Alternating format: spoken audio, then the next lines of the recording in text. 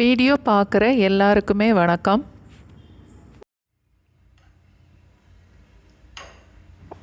இட்லி, தோசை, உப்புமா, பொங்கல் எல்லாத்தோடையும் சேர்த்து சாப்பிட்ற மாதிரி ஒரு வேர்க்கடலை சட்னி. நல்ல டேஸ்டான ஒரு கருப்பு எள்ளு பொடி. இந்த ரெண்டும் இன்றைக்கி இந்த வீடியோவில் செய்து பார்க்கலாம். 2 டீஸ்பூன் எண்ணெய்,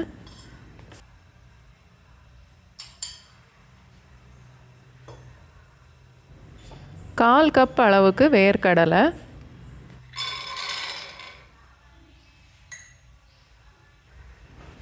3 இல்லை 4 மிளகாய் வத்தல். காரத்துக்கு தேவையான அளவுக்கு அட்ஜஸ்ட் பண்ணிக்கலாம்.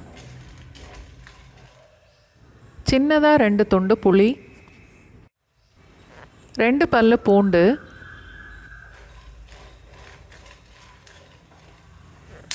1/4 கப்பு தேங்காய். வேர்க்கடலையும் தேங்காயும் ஒரே அளவு. அடுப்பு லோ ஃப்ளேமை விட கொஞ்சம் கூட வச்சுட்டு எல்லாத்தையும் சேர்த்து நல்லா வறுக்கணும்.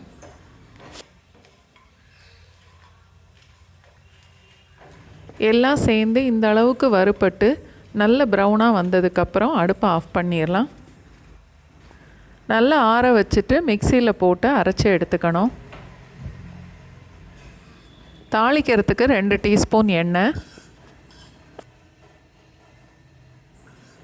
கடுகு, உளுந்தம்பருப்பு, பெருங்காயம், கருவேப்பிலை. வேர்க்கடலை சட்னி ரெடி ஆயிருச்சு. அடுத்து எள்ளு பொடி செய்யலாம். 1/4 கப் அளவுக்கு உளுந்தம்பருப்பு. நான் தோலோடு உள்ள உளுந்தம்பருப்பு சேர்க்குறேன். எந்த பருப்பு வேணாலும் சேர்த்துக்கலாம். எண்ணெய் ஊற்றாமல் வறுக்கணும்.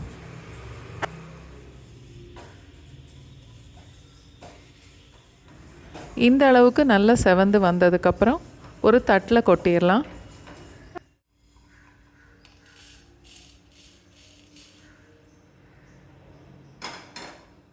அடுத்தது 1/4 கப் அளவுக்கு கருப்பு எள்ளு.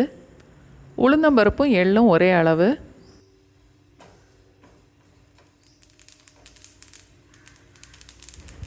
எள்ளு பொரிய ஆரம்பித்ததுக்கப்புறம் 1/2 டீஸ்பூன் அளவுக்கு பெருங்காயம் சேர்த்துட்டு ஒரு 10 செகண்ட்ஸ் மட்டும் வறுத்துட்டு இதையும் தட்டில் கொட்டி ஆற விடணும். வறுத்த உளுந்தம்பருப்பு எள்ளு எல்லாம் ஒன்றா சேர்ந்துடக்கூடாது, தனியாகவே இருக்கட்டும்.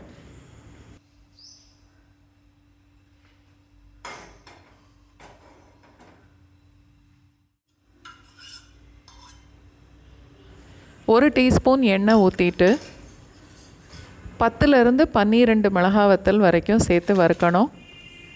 நம்மளோட காரத்துக்கு தேவையான அளவுக்கு 1-2 கூட்டி குறைச்சிக்கலாம்.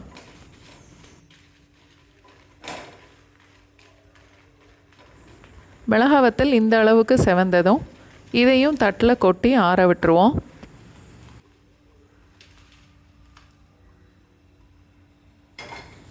நல்லா ஆறுனதுக்கப்புறம் ஃபஸ்ட்டு மிளகாய் வத்தலும் உளுந்தம்பருப்பும் சேர்த்துட்டு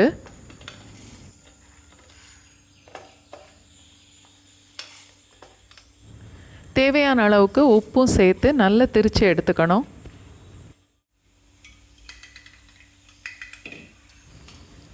இந்த அளவுக்கு நல்லா நைஸாக திரித்து எடுத்துக்கணும். இப்போது எள்ளை இதோடு சேர்த்துட்டு 3-4 செகண்ட்ஸுக்கு மிக்சியில் திரிச்சா போதும். இல்லை பல்ஸ் மோடில் 2-3 தடவை போட்டு எடுத்துக்கலாம். இட்லி தோசையோட இந்த எள்ளு பொடியை சேர்த்து சாப்பிட்டு பாருங்கள்.